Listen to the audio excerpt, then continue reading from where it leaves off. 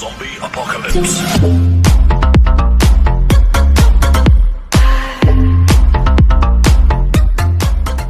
Good morning guys. ಆಗ ತಮಿಳ್ನಾಡು ಒಂದು ಬಂದು ರೀಚ್ ಆಗಿ ಆಯಿತು. ತಮಿಳ್ನಾಡಿಂದ ಒಂದು 20 ಕಿಲೋಮೀಟ್ರ್ ಹಿಂದುಗಡೆ ಗಾಡಿ ಪಾರ್ಕ್ ಮಾಡಿ ಅಲ್ಲಿ ಆಲ್ಟ್ ಆಗಿದೆ. ಈಗ ಬಂದು ಫಾರೆಸ್ಟ್ ಒಳಗಡೆ ಇದ್ದೀವಿ. ಹೇಗಿದೆ ಅಂತ ಹೇಳ್ಬಿಟ್ಟು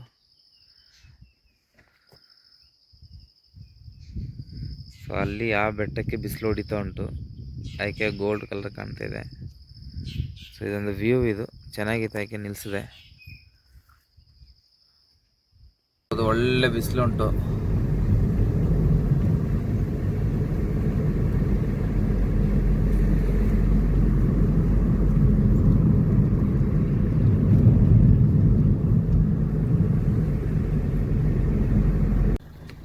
ಸೊ ಗೈಸ್, ನೀವು ಈಗ ನೋಡ್ತಿದ್ದೀರಾ, ಇದು ಹೊಲ ಎಲ್ಲ ಬಿತ್ತನೆ ಮಾಡಲಿಕ್ಕೆ ರೆಡಿ ಮಾಡಿ ಇಟ್ಟಿದ್ದಾರೆ. ಗದ್ದೆನ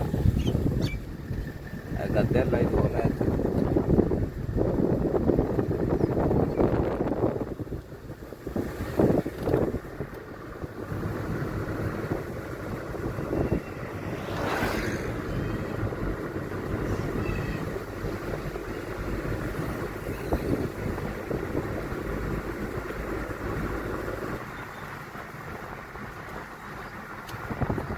ಹಳ್ಳಿ ಅಂತ ಹೇಳೋದು, ಆದರೆ ಒಳ್ಳೆ ನೀಟ್ ಇದೆ ಹಳ್ಳಿ. ತುಂಬ ಅಂದರೆ ತುಂಬಾನೇ ನೀಟ್ ಇದೆ ಹಳ್ಳಿ, ನೀವು ನೋಡ್ಬೋದು.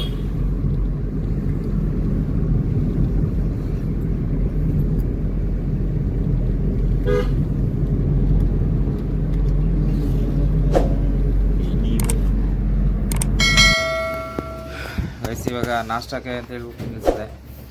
ಇಲ್ಲಿಂದ ನಾಷ್ಟ ಮಾಡಿ ಹೊರಡಬೇಕು. ಹೋಟೆಲ್ ಚಿಕ್ಕದಾಗಿ ಚೆನ್ನಾಗಿದೆ ನೋಡಿ.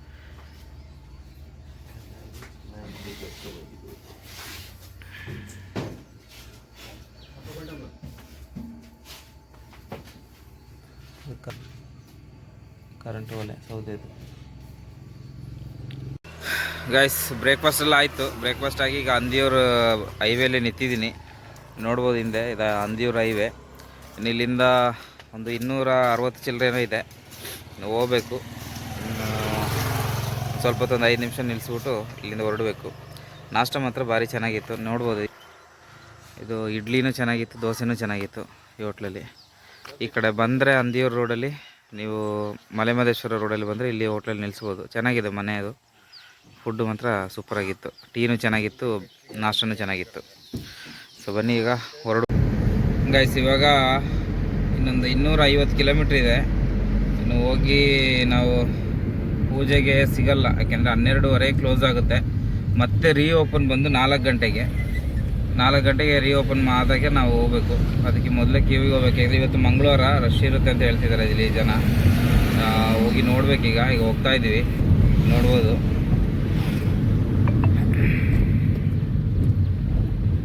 ಇಲ್ಲಿ ಚೆನ್ನಾಗಿದೆ, ಒಂಥರ ಬೆಟ್ಟದ ಕೆಳಗಡೆ. ಬಟ್ ತುಂಬ ಥರ ಕೃಷಿ ನಾನು ನೋಡಿದೆ. ಅರಿಶಿನ, ಅಡಿಕೆ ಮತ್ತು ತೊಗರಿ, ಬಾಳೆ ತುಂಬಾ ಹಾಕ್ತಾರೆ.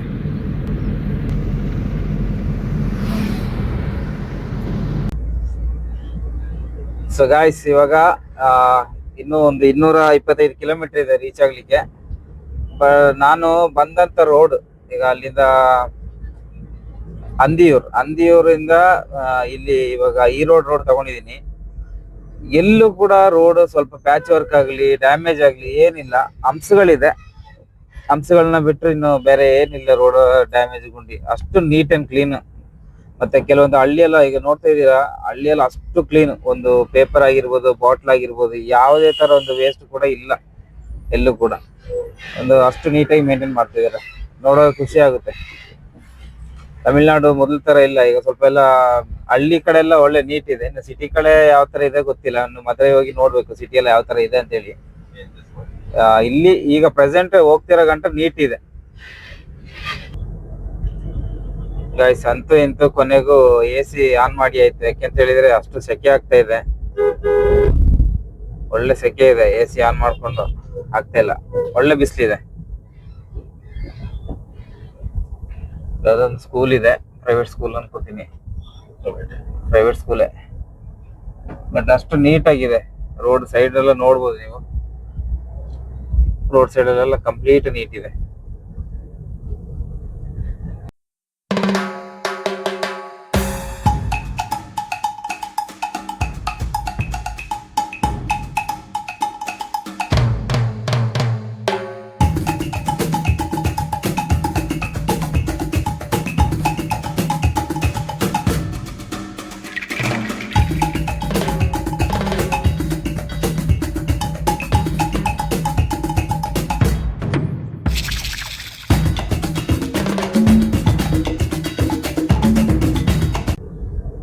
ಗೈಸ್ ಇವಾಗ ಇಲ್ಲಿಂದ ರೋಡ್ ಡಿವಿಷನ್ ತಗೊಳ್ತಾ ಇದ್ದೀನಿ ಗೈಸ್. ಮದುರೆಗೆ ಇನ್ನೊಂದು 100 ಕಿಲೋಮೀಟರ್ ಬಾಕಿ ಇದೆ.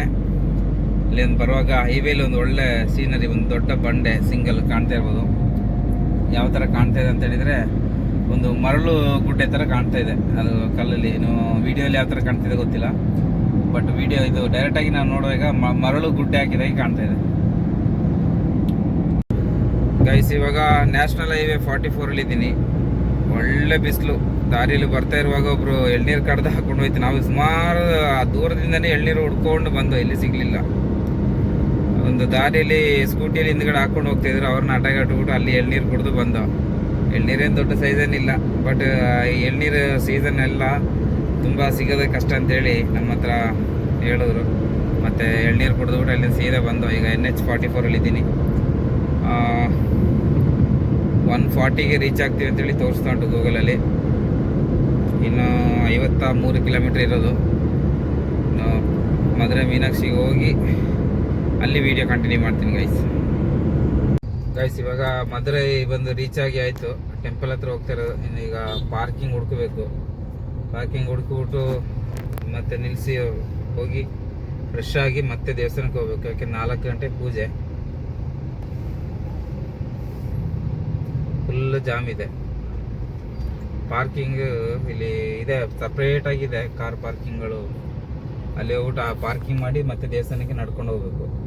ಸೊ ಪಾರ್ಕಿಂಗ್ ನೋಡಬೇಕು, ಅಲ್ಲೇ ಇರುತ್ತೆ ಹೋಟೆಲ್ಗಳು ಫ್ರೆಶ್ ಅಪ್ಗೆ.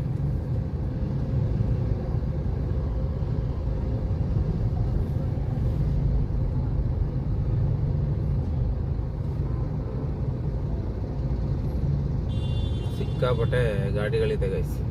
ಎಲ್ಲ ಮಾರ್ಕೆಟ್ ರೋಡ್ ಒಳಗೇನೆ ಹೋಗೋದ ದಾರಿ ಫುಲ್ ಜಾಮ್ ಇದೆ.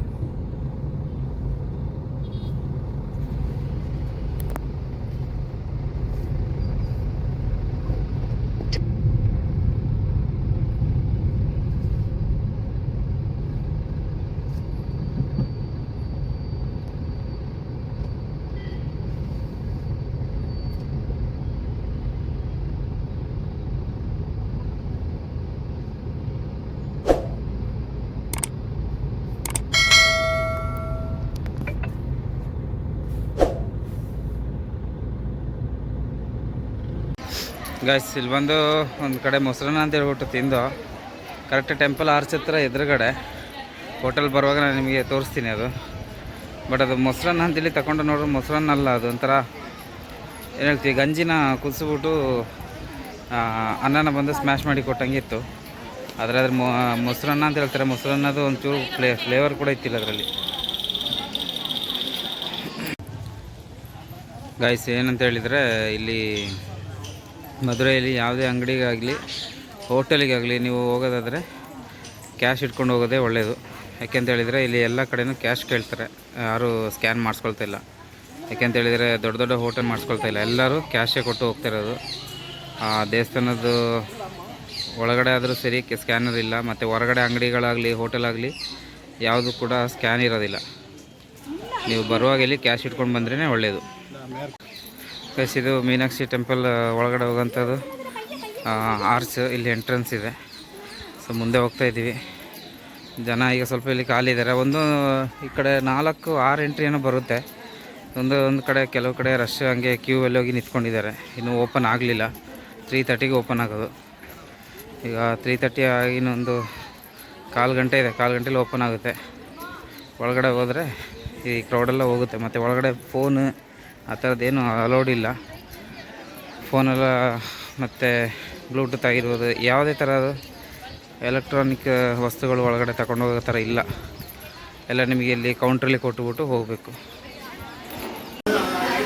ಗೈಸ್ ಇಲ್ಲಿ ನೋಡ್ಬೋದು ಫ್ರೂಟ್ ಜ್ಯೂಸ್ ಕುಡಿಯೋಣ ಅಂತೇಳಿ ಬಂದು ಇಲ್ಲಿ ಎಲ್ಲ ಕಡೆನೂ ಕ್ಯಾಶ್ ಓನ್ಲಿ ಅಂತ ಬೋರ್ಡ್ ಹಾಕಿದ್ದಾರೆ. ನಿಮ್ಮ ಮೇಲೆ ನೋಡ್ತಿರ್ಬೋದು ಕ್ಯಾಶ್ ಓನ್ಲಿ ಅಂತ ಇದೆ. ಗೈಸ್ ನೋಡ್ಬೋದು ಫೇಸಲ್ಲಿ ಫುಲ್ ಟಯರ್ಡ್ ಆಗಿದೆ. ದರ್ಶನ ಹೋಗಿ ಬಂದು ಫುಲ್ಲು ಕ್ರೌಡ್ ಇದೆ ಒಳಗಡೆ. ಮತ್ತು ಇನ್ನೊಂದೇನಂತ ಹೇಳಿದ್ರೆ ಒಳಗಡೆ ಫುಲ್ ಕನ್ಸ್ಟ್ರಕ್ಷನ್ ಆಗ್ತಾಯಿದೆ. ಕನ್ಸ್ಟ್ರಕ್ಷನ್ ಆಗ್ತಾ ಇದರಿಂದ ಒಳಗಡೆ ಅಷ್ಟಾಗಿ ನಿಮಗೆ ಪ್ರಸಾದ ಕೌಂಟ್ರಲ್ಲಿ ಎಲ್ಲೂ ಕಾಣೋದಿಲ್ಲ.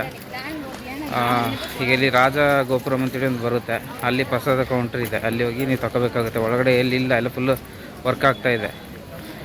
ಮತ್ತು ಇನ್ನೊಂದೇನಂತ ಹೇಳಿದ್ರೆ ಒಳಗಡೆ ಮೊಬೈಲ್ ಆಗಲಿ ಯಾವುದೇ ಥರ ಚಾರ್ಜರ್ ಏನೂ ತೊಗೊಂಡು ಹೋಗೋಂಗಿಲ್ಲ. ಎಲ್ಲ ಕೌಂಟ್ರಲ್ಲಿ ಕೊಟ್ಬಿಟ್ಟು ಟೋಕನ್ ಕೊಡ್ತಾರೆ, ಟೋಕನ್ ತೊಗೊಂಡು ಹೋಗಬೇಕು. ಮತ್ತು ತಂದುಬಿಟ್ಟು ಅದನ್ನೇ ವಾಪಸ್ ರಿಟರ್ನ್ ಅಲ್ಲಿ ಕೌಂಟ್ರಿಗೆ ಕೊಟ್ಟಾಗ ನಾವು ಕೊಟ್ಟಿದ್ದ ವಸ್ತುಗಳನ್ನ ಅಲ್ಲಿ ರಿಟರ್ನ್ ಮಾಡ್ತಾರೆ. ಈ ಥರ ಪ್ರೊಸೀಜರ್ ಇರೋದು. ಸೊ ಒಳಗಡೆ ಎಲ್ಲ ಕಡೆಯೂ ನಿಮಗೆ ಕ್ಯಾಶೇ ಇರೋದು, ಎಲ್ಲಿ ಕೂಡ ಸ್ಕ್ಯಾನ್ ಇಲ್ಲ. ಒಳಗಡೆ ಆಗಿರ್ಬೋದು, ಅದು ಹೊರಗಡೆ ಆಗಿರ್ಬೋದು. ಇಲ್ಲಿ ಹೋಟೆಲ್ ಮತ್ತು ಜ್ಯೂಸ್ ಸೆಂಟ್ರ್ಗಳಲ್ಲೆಲ್ಲ ಕ್ಯಾಶ್ ಓನ್ಲಿ ಅಂತೇಳಿ ಬೋರ್ಡ್ ಹಾಕಿದ್ದಾರೆ. ಸೊ ಇಲ್ಲಿ ಬರುವಾಗ ಸ್ವಲ್ಪ ಕ್ಯಾಶ್ ಇಟ್ಕೊಂಡು ಬಂದರೆ ಒಳ್ಳೆಯದು ನನ್ನ ಪ್ರಕಾರ. ಯಾಕೆಂದರೆ ಬಂದಿಲ್ಲಿ ಎಲ್ಲಿ ಸ್ಕ್ಯಾನ್ ಇಲ್ಲ ಅಂತ ಹೇಳಿದ್ರೆ ಕಷ್ಟ ಆಗುತ್ತೆ. ಬರೋ ಟೈಮಲ್ಲಿ ಕ್ಯಾಶ್ ಇಟ್ಕೊಂಡು ಬಂದರೆ ನೀವು ಒಳ್ಳೆಯದು. ಈಗ ಸ್ಟ್ರೀಟ್ ಫುಲ್ಲು ನೋಡ್ತಾ ಇದ್ದೀರಲ್ಲ, ಇದು ರಾಜಗೋಪುರಮಿಗೆ ಹೋಗೋಂಥ ದಾರಿ. ಬಟ್ ಈ ಕಡೆ ತುಂಬ ಕ್ರೌಡ್ ಇರುತ್ತೆ. ನಾವು ವೆಸ್ಟ್ ಗೇಟ್ ಕಡೆ ಹೋಗಿದ್ದು. ವೆಸ್ಟ್ ಗೇಟಲ್ಲಿ ಒಂದು ಸ್ವಲ್ಪ ಕ್ರೌಡ್ ಕಮ್ಮಿ. ಬಟ್ ಅಲ್ಲಿ ನೀವು ಒಳಗಡೆ ಹೋಗ್ಬಿಟ್ಟು ಎಂಟ್ರಿ ಆಗಿ ಒಳಗಡೆ ಹೋದಂಗೆ ಎಲ್ಲ ಬಂದು ಸ್ಪೆಷಲ್ ದರ್ಶನ ಟಿಕೆಟ್ ಅವರು ಎಲ್ಲರೂ ಬಂದು ಮಿಕ್ಸ್ ಆಗ್ತಾರೆ. ಅಲ್ಲಿ ಕ್ರೌಡ್ ಆಗಿಬಿಡ್ತದೆ. ಗೈಸ್ ನೀವು ಅಪ್ಪಿತಪ್ಪಿ ಕೂಡ ಇಲ್ಲಿ ಕಾಣ್ತಿರೋ ದುರ್ಗಾ ಭವನ್ ವೆಜ್ ಅಂತ ಹೇಳಿದೆಯಲ್ಲ, ಅಪ್ಪಿತಪ್ಪಿ ಕೂಡ ಹೋಟೆಲಿಗೆ ಹೋಗಬೇಡಿ. ಚೂರು ಫುಡ್ ಚೆನ್ನಾಗಿಲ್ಲ. ನಾನು ಹೇಳ್ದಲ್ಲ ಆಗಲೇ, ಮೊಸರನ್ನ ಬಂದುಬಿಟ್ಟು ಗಂಜಿನ ಅಕ್ಕಿ ಬೇಯಿಸ್ಬಿಟ್ಟು ಬೆಳ್ತಕ್ಕಿನ ಬೇಯಿಸ್ಬಿಟ್ಟು ಸ್ಮ್ಯಾಶ್ ಮಾಡಿ ಕೊಟ್ಟಂಗಿತ್ತು. ಆ ಮೊಸರದ್ದು ಫ್ಲೇವರೇ ಇಲ್ಲ. ಇದೇ ಹೋಟೆಲ್, ಅದು ದುರ್ಗಾ ಭವನ್ ಅಂತೇಳಿ. ಇದು ನೋಡ್ಕೊಬೇಡಿ, ಇಲ್ಲಿ ಮಾತ್ರ ಯಾರು ಬರಲೇಬೇಡಿ. ಪ್ರಸಾದ ಕೌಂಟ್ರ್ ಬಂದು ಇಲ್ಲಿ ರಾಜಗೋಪುರಂ ಹತ್ರ ಈ ಸೈಡಲ್ಲಿದೆ, ನೀವು ನೋಡ್ಬೋದು. ಇದೇ ರಾಜಗೋಪುರಂ. ಈ ರಾಜಗೋಪುರಮಿಂದ ಸೈಡಲ್ಲಿ ಬಂದರೆ ಇಲ್ಲ ಪ್ರಸಾದದ ಕೌಂಟ್ರ್ ಇದೆ. ಗಾಯ್ಸ್ ಪ್ರಸಾದ ಸಿಕ್ತು. ಪ್ರಸಾದ ಬಂದು ನಿಮಗೆ ಒಂದು ಪೀಸ್ ಲೆಕ್ಕ, ಪೀಸಿಗೆ ಬಂದು 15 ರೂಪಾಯಿ. ಅದು ಲಡ್ಡು ಆಗಿರ್ಬೋದು, ಚಕ್ಕುಲಿ ಆಗಿರ್ಬೋದು, ಮತ್ತು ಇನ್ನೊಂದೆಂಥದ್ದು ಹೆಸರು, 3 ಐಟಮ್ ಇದೆ. ಅದೇ 3 ಐಟಮ್ ಇತ್ತಲ್ಲ. ಇನ್ನೊಂದು ಒಂದು ಹೋಳಿಗೆ ಥರ ಬರುತ್ತೆ. ಸೊ ಅದನ್ನು ಸೇರಿ ನಿಮಗೆ ಒಂದು ಪೀಸಿಗೆ 15 ರೂಪಾಯಿಗೆ ಬಿಲ್ ಮಾಡ್ತಾರೆ. ಮತ್ತು ಪ್ರಸಾದಕ್ಕೆ ಬ್ಯಾಗ್, ಈ ಬ್ಯಾಗ್ ಒಂದಕ್ಕೆ ಬಂದು 20 ರೂಪಾಯಿ ಚಾರ್ಜ್ ಮಾಡ್ತಾರೆ. ಸೊ ನೋಡ್ಕೊಳ್ಳಿ, ಅದು ಇಲ್ಲಿ ಬರುವಾಗ ಕ್ಯಾಶೇ ಬೇಕು, ಇಲ್ಲಾಂದರೆ ಭಾರಿ ಕಷ್ಟ. ಗಾಯ್ಸ್ ಬಂದ ದರ್ಶನ ಎಲ್ಲ ಮುಗೀತು. ಇವಾಗ ಪಳನಿಗೆ ಹೊರಟು. ಈಗ ಇನ್ನು ಪಳನಿ ನೈಟಿಗೆ 7:15 ರೀಚ್ ಆಗ್ತೀವಿ. 9:30 ಗಂಟೆ ಪೂಜೆ ಇರುತ್ತೆ. ಬಟ್ ನೋಡ್ಬೇಕು ಹೇಗೆ ಆಗುತ್ತೆ ಅಂತ ಹೇಳ್ಬಿಟ್ಟು. ಟೌನ್ ಒಳಗಡೆ ಮಾತ್ರ ಭಾರಿ ಹಿಂಸೆಯಲ್ಲಿ ಗಾಡಿ, ಎಲ್ಲ ಚಿಕ್ಕ ಚಿಕ್ಕ ರೋಡ್ಗಳು, ಮತ್ತು ಪಕ್ಕದಲ್ಲೇ ಜನಗಳು ನಡೆಯೋ ದಾರಿಯಲ್ಲೇ ಎಲ್ಲ ಅಂಗಡಿಗಳು, ಎಲ್ಲ ಚಿಕ್ಕ ಪುಟ್ಟ ಅಂಗಡಿಗಳಿದೆ. ಸ್ವಲ್ಪ ಹಿಂಸೆ ಇದರಲ್ಲಿ ಹೋಗ್ಲಿಕ್ಕೆ ಅಷ್ಟೇ. ಒಳಗಡೆ ದೇವಸ್ಥಾನ ಹತ್ರನೇ ನಿಮಗೆ ಆ ರಾಜಗೋಪುರಂ ಹತ್ರನೇ ಒಂದು ಪಾರ್ಕಿಂಗ್ ಇದೆ. ಅಲ್ಲಿ ಹಾಕೊಂಡ್ರೆ ದೇವಸ್ಥಾನಕ್ಕೆ ಹೋಗ್ಲಿಕ್ಕೆ ಈಸಿ ಆಗುತ್ತೆ. 2-3 ಪಾರ್ಕಿಂಗ್ ಪ್ಲೇಸ್ ಇದೆ. ಬಟ್ ರಾಜಗೋಪುರಂ ಹತ್ರ ಇರೋ ಪಾರ್ಕಿಂಗಿಗೆ ಬಂದುಬಿಟ್ರೆ ನಿಮಗೆ ಹೋಗ್ಲಿಕ್ಕೆ ಈಸಿ ಆಗುತ್ತೆ. ಇಲ್ಲಿಂದ ಹೊರಗಡೆ ಹೋದಂಗೆ ವಿಡಿಯೋ ಕಂಟಿನ್ಯೂ ಮಾಡ್ತೀನಿ ಗೈಸ್. ಇವಾಗ ನ್ಯಾಷನಲ್ ಹೈವೇ 44 ಕನೆಕ್ಟ್ ಆಗಿ ಆಯಿತು. ಇನ್ನು 114 ಕಿಲೋಮೀಟ್ರ್ ಇದೆ ಪಳನಿಗೆ. ಅಲ್ಲಿ ರೀಚ್ ಆಗಬೇಕಾದ್ರೆ 7:15 ಅಂತೇಳಿ ಈಗ ತೋರಿಸ್ತಾ ಉಂಟು ಗೂಗಲ್ ಮಾತಾ. ಅಲ್ಲಿ ಹೋಗಿ ನೋಡಬೇಕು 7:15 ತಲುಪ್ತೀನ ಇಲ್ಲ 7 ಗಂಟೆಗೆ ತಲುಪ್ತೀನ ಅಂತ. ಯಾಕೆಂದ್ರೆ ರೋಡು ಫ್ರೀ ಇದೆ. ಈ ಕಡೆ ನೋಡ್ಬೋದು, ಒಳ್ಳೆ ಸೀನರಿನೂ ಇದೆ ಇದರಲ್ಲಿ. ರೋಡು ಮಾತ್ರ ಮಸ್ತಾಗಿದೆ. ಎಲ್ಲ ಕಡೆನೂ ಕ್ಯಾಮ್ರಾ ಅಳವಡಿಸ್ತಾ ಇದ್ದಾರೆ ಹೈವೇಗಳಲ್ಲಿ. ಇಲ್ಲಿ ಕೂಡ ಸೀಟ್ ಬೆಲ್ಟ್ ಕಂಪಲ್ಸರಿ.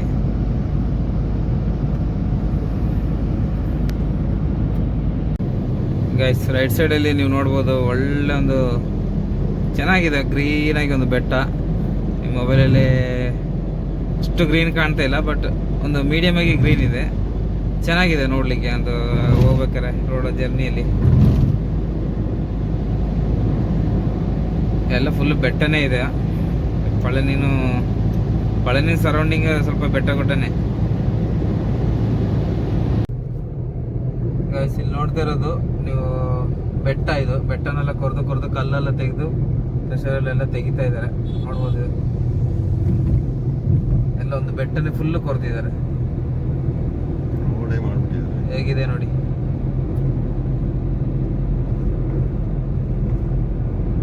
ಫುಲ್ ಏನಿಲ್ಲ, ಅರ್ಧ ಬೆಟ್ಟನೇ ಮುಗಿಸ್ಬಿಟ್ಟಿದ್ದಾರೆ. ಗೈಸ್ ಇವಾಗ ಪಳನಿ ರೀಚ್ ಆಗ್ತಾ ಇದೀವಿ. ಪಳನಿ ಟೆಂಪಲ್ ಹತ್ರ ಹೋಗ್ಬೇಕು. ಈಗ ಒಂದು 2 ಕಿಲೋಮೀಟರ್ ಇದೆ, ಟೌನಿಗೆ ಬಂದಾಯಿತು. ಟೆಂಪಲ್ ಸೈಡ್ ಹೋಗ್ಬಿಟ್ಟು ಅಲ್ಲೇ ಉಳ್ಕೋಬೇಕು. ಉಳ್ಕೊಂಡು ನಾಳೆ ಬೆಳಿಗ್ಗೆ ಏನು ಪೂಜೆ ಎಲ್ಲ ಮುಗಿಸ್ಕೊಂಡು ಹೊರಡಬೇಕು. ಈ ವಿಡಿಯೋನ ಇಲ್ಲೇ ಎಂಡ್ ಮಾಡ್ತಾ ಇದ್ದೀನಿ. ಮತ್ತೆ ಇನ್ನೊಂದು ಹೊಸ ವಿಡಿಯೋದಲ್ಲಿ ಸಿಗ್ತೀನಿ. ಸಬ್ಸ್ಕ್ರೈಬ್ ಮಾಡಿ, ಸಪೋರ್ಟ್ ಮಾಡಿ ಮತ್ತು ಕಮೆಂಟ್ ಮಾಡಿ, ಲೈಕ್ ಮಾಡಿ. ಇಷ್ಟ ಆದರೆ ಲೈಕ್ ಮಾಡಿ.